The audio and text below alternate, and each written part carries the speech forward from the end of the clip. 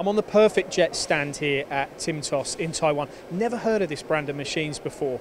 A few minutes ago, and hopefully we'll be able to get this on camera for you, this table was turning at a terrific speed. The machine was actually turning the diameter of this wheel, as well as now you can see we're milling the features on it. So multitasking, multi-purpose machine. But I've got an even better machine I want to show you as well.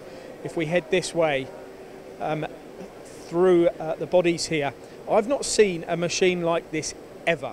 I've never seen a machine of this nature. This is a twin spindle machine, milling machine, as you can see, horizontal milling machine.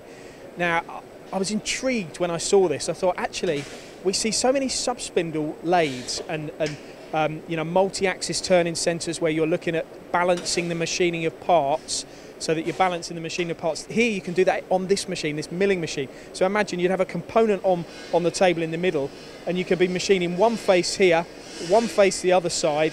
But the great thing is both of these spindles are independent as well. So it doesn't matter, they don't have to follow the same cycle. They can do, but they don't have to either. They've each got their own independent tool changer, 24 station tool changer.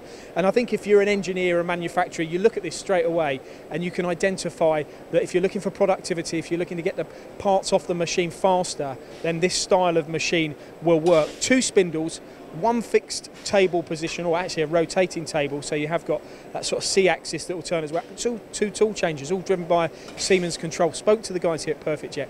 They've sold a lot of these machines around the world, and it's not surprising really when you look at how economical they could be.